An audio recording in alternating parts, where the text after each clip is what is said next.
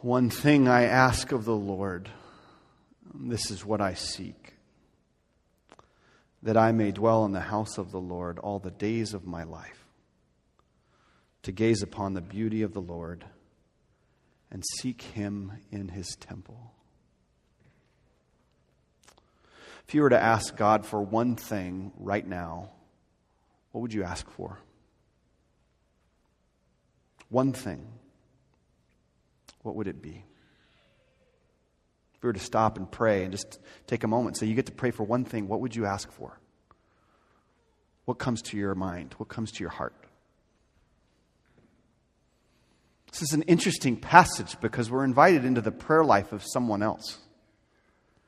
King David, this incredible ruler and man of God, this man who knew the heart of God probably better than any other human being that's ever lived. We get to see into his prayer life, and he asks for one thing. I can only imagine the list of things that were on his mind that he would think of giving to the Lord as a king, and yet here he asks for one thing. One thing. Not the destruction of his enemies which were surrounding him, not for justice, not for more power. He asks God for one thing. He asks God for God. He asks God for God, to have more of God, to know more of God. David asks for more of the beauty of the Lord. He speaks of a particular attribute. Maybe you caught it as we read it. I'm wondering if you caught it. It's a specific attribute that we often overlook when we think about the attributes of God. In fact, we could go around this room, we could make a long list of attributes of God that you and I are looking forward to experiencing in heaven someday. Talking about God's mercy and His forgiveness, His grace, God's all-encompassing love. Or maybe we talk about God's power. Maybe we talk about His justice. About God's all-encompassing knowledge that we would draw upon for eternity. We would make a long list, but I wonder how long it would take for us to get down to one of the attributes that I think encompasses God from the beginning of the creation story all the way to the end of the Bible. And it's what David asks for in his prayer. How long would it take for us to get to beauty? The beauty of God. He asks to be able to gaze upon the beauty of the Lord. Now, in our day, beauty is often seen as something that is vain, or perhaps in our culture, many we just associate beauty as only a term you would use for the feminine, right? But this sense of beauty that David is using is certainly about beautiful features, and it's not to say that God doesn't have both masculine and feminine qualities, but it's to say there's something glorious and beautiful and overwhelming about God.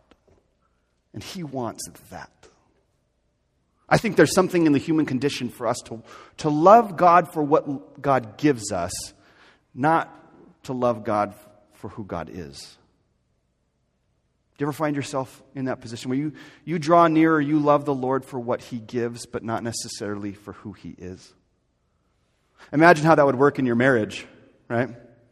If you turn to your spouse and go, you know what, I'm not too wild about you, but you give me a lot of things, right? Imagine saying that to a friend. It's like, you know what, I'm not really that much of a fan of maybe hanging out with you because I'm not a fan of you, but boy, you sure provide a lot of things for me, right? And I like you because of that. No, David, he shows us this heart of and he's a man's man. I mean, this is a king. This is a warrior. And he speaks of this particular attribute, the beauty of God. This is the singular hunger of his life, that he would gaze upon the beauty of the Lord. I think most of us, as this artistic piece kind of pulls out for us, most of us rush through life. And we miss the beautiful things of God. We're blind to the moments, the people that make us aware of God's presence and that are a very real foretaste of heaven. That God is invading this world and He is pulling back the veil between heaven and earth, and He is coming to this place and we can't see it. We are blind to it. We are just too busy. We are just too distracted. In the very beginning of the Bible, there's a story about a man named Jacob who encounters God, and after he left that holy place where the encounter occurred, he says these words, "Surely God was in this place, and I was not aware of it." Surely God was in this place, and I was not aware of it. I hope that's never true for us. That we would practice and know the presence. This is really what it means about reclaiming heaven, is reclaiming the presence and the anticipation of God into our world. That God is coming, He has come. But we are so busy and we are so preoccupied that we miss it. And so God is in this place, but we are not aware of it. I hope that's never true for us, that we would be settled and be okay with that, but that we're always practicing, trying to learn into and lean into what it means to know the presence of the Lord and to see the beauty that's around us, to participate in it, which has kind of been a theme of this series, which is that heaven isn't something just far off in the distant future, but is something God's inviting us to participate in now. That if heaven and earth are being married together, He's inviting us to be a part of that marriage now, here in this place. And we get to participate. Just last month, my wife and I got a chance to celebrate our anniversary in Hawaii. And we haven't been there in years. We haven't had a chance to take a vacation of that sort in a long, long time. And we just thoroughly enjoyed it. It was just a perfect week for us. And the last night we were there, we decided to go to our favorite restaurant in Kanapali. And they have the most amazing fish tacos. I can tell you about them later, but literally it's like heaven in your mouth. I mean, I'm addicted. I got problems. But we went there 3 times while we were there. I mean, it was just unbelievable. But anyways, this restaurant's right on the ocean, and it was a perfect evening. It was mid-70s, light breeze. And we're enjoying our dinner, and there are just hundreds of people going down the little boardwalk in front of this restaurant. And then right in front of it is the Kanapali Beach. And a picturesque, there's hundreds more people are walking on the beach. And there's this moment that happened. We were just done with our dinner, and we had stepped outside of the restaurant. And it didn't last very long. It was just a couple of minutes. But the daylight slipped into the nighttime. And as the sun was going down, it kissed the ocean. And the water seemed to just blow up like a firework. And off in the distance, there were whales. And you could hear the water lapping up on the shore. And everybody that was walking and busy just stopped. And everybody turned to look at this amazing experience. This amazing sunset where all the colors and the sounds came together. And everybody just stopped in their tracks. And Jay and I stood there with them, and she actually took a picture. She stopped and took a picture with her phone. But this doesn't even, I have it on my desktop. All it can do is remind me of an experience that was far more than a picture could ever capture. You know what I'm talking about? When you have a picture of something, but you just know there was something so much more there. And I remember standing there and just thinking, gosh, it was almost like we had all paid to see a show in that moment. Everybody standing so still, and I stood just thinking, God, you are so good. Just a moment of beauty and God's majesty. And you can't stand in a setting like that and not soak in the fact that we are human. We are finite. And the power of that moment as the sun went down. And I remember thinking, surely God is in this place, is in this moment. And then the minutes went by, and as you can imagine, the sun slipped underneath the horizon. And everybody went back to their walk. And went back to their business. All of a sudden, the chatter and the noise picked back up, and they went about their business. It's moments like those that I'm interested in this life. It's those kinds of moments. To be aware of and fully present to those kinds of moments. Even people who don't know Jesus, I think for the most part, they get this sense that there's something bigger than them that they're open to. They like the idea of. They just don't know where the source is. They don't know who God is. They don't know who Jesus Christ is. Yet we as Jesus people are invited into those moments to let those moments speak deeply into our souls and to teach us about God and this eternal business as God is painting a painting in front of us, a sunset, Or maybe it's a moment when you see your spouse interact with one of your kids. Or one of your best friends makes a gesture to you. Or maybe when a grandchild makes a gesture to grandma or grandpa. That we'd be open to these moments. I think the very things that are most meaningful in this life, those moments of beauty and transformation, they are a foretaste of the beauty and creativity of God and what He will reveal in heaven. If we start in the beginning of the story, really the fullness of God's character has to start with the love and beauty of God. That we are image bearers of God, and we ourselves are creators. We are artists because we were made like an artist. We were made in the image of the great artist. We are going to participate in creativity the rest of our lives. As I think about moments in time where we experience that sort of thing, we've experienced even some of them this morning, just in music and arts. It's like, these weren't theological doctrines. These weren't declarations about the character or a theology element of who God is. They were moments to be experienced. They were just beautiful. Sometimes I think we're so preoccupied with wanting to know more about God that we forget the goal is to actually know God. Like we're so preoccupied with gaining more information about God as opposed to, I think, the heart of David, which is just, Lord, I just want to gaze upon your beauty. And I want you. I don't want more from you. I want you. Give me that heart, Lord. So often I think that the foretaste of heaven that we experience has to come through art and creativity and music that pierces our hearts and gets past the fuzziness and all the complexity of our brains, but gets down into the deepness of our soul, right? That we need that. That speaks to us. It's like the woman who poured out very expensive perfume on the feet of Jesus.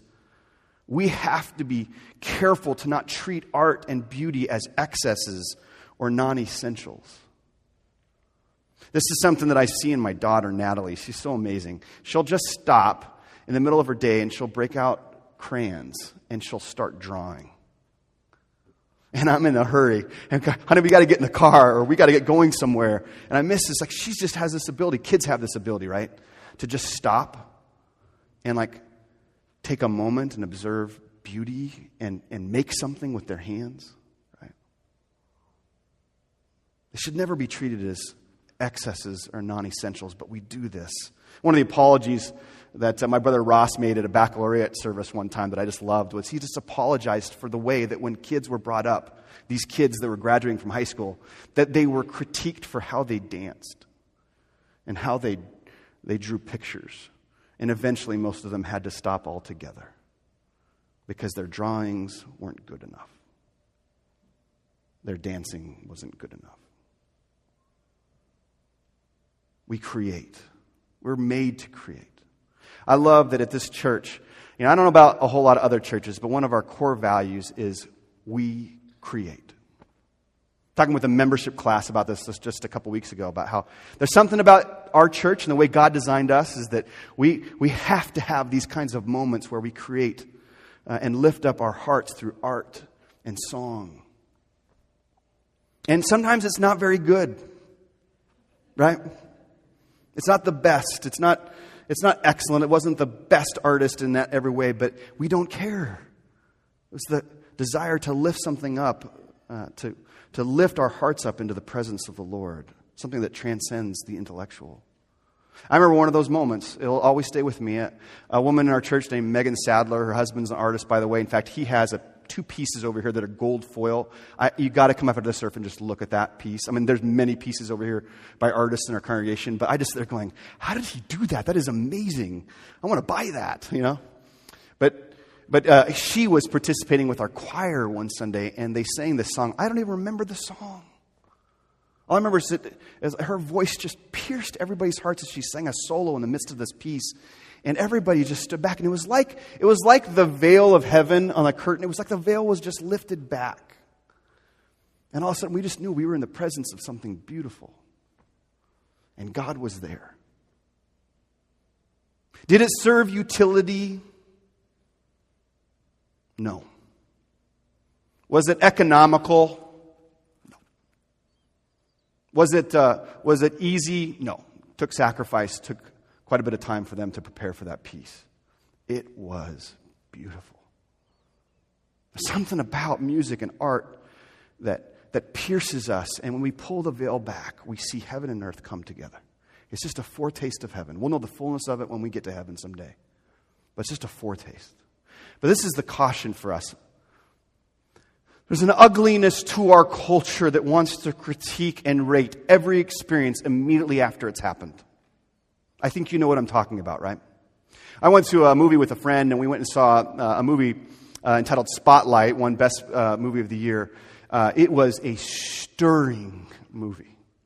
I left, as we're walking out of the movie theater, I left disturbed. We're thinking, hey, we're going to go grab a beer and just talk about this movie because there's a lot to it. And yes, Presbyterians drink beer, okay? I'm okay with that. We drink in moderation, but this pastor has a beer every once in a while. So the 9:30 was much more shocked. You all just must think, par for the course, Aaron. We know you, right? We were going to go have a beer. We were just going to talk about this film that really is. It is a prophetic, but also timely and healing film around some of the abuses that have happened in the Catholic Church, but really something the whole church needs to know and uncover and understand about abuse. And I'm just thinking, we got to go talk about this and just sit down. Like, what did you think, and how do you wrestle with this? And immediately, as we're walking out of the movie theater, I hear a buzz on my phone, and I pull it out. And the Fandango app is asking me to do something. And many of you know what I'm talking about. They wanted me to, what? Rate. What did you think of the movie? 1, 2, 3, 4, 5 stars.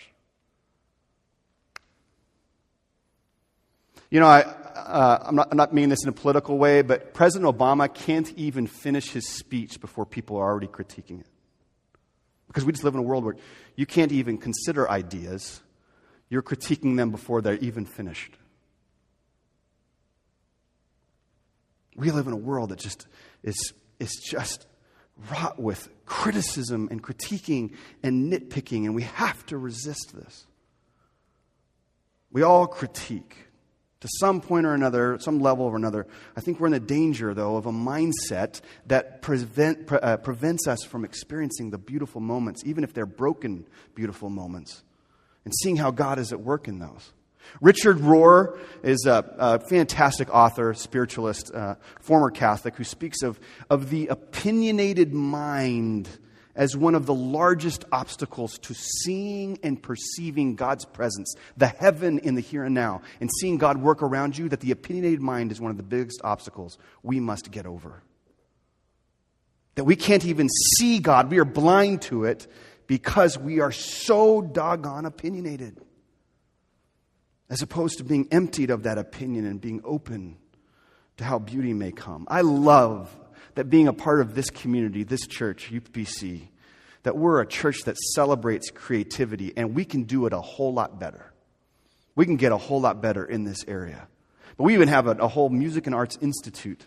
Maybe you don't know this, but we have hundreds of kids over the years who've gone through a Music and Arts Institute just to raise up artists in our community, because that's something that's being lost. In the economy of education, we are losing beauty. And the beauty of music and art is to help lift our hearts when we don't feel like we have the words or the ability on our own. It is the arts that helps us get us beyond what words and books and sermons and doctrines can't touch. It's experiences of heaven in the here and now. I love that we value creators and their leadership in our church. And if we let it, that they can help us see that surely God is in this place and we are not going to miss it.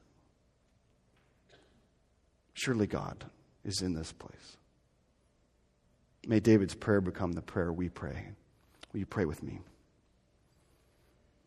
God, we want you more than stuff and things. I know we, deep in our hearts, we want you, not just what you do for us or what you give to us. Give us yourself. You are our truest home and dwelling place. You are true beauty. And yet we miss it. Lord, would you bless us with the gift of awareness and perception and intuition to catch the moments where your Spirit is at work around us, that beauty and your kingdom come and heaven is coming into this place, that we would know that we would desire it more and more. Lord, would you help us to be more aware of your presence and beauty in this life, we ask. We pray this in your name, and everyone said, amen, amen.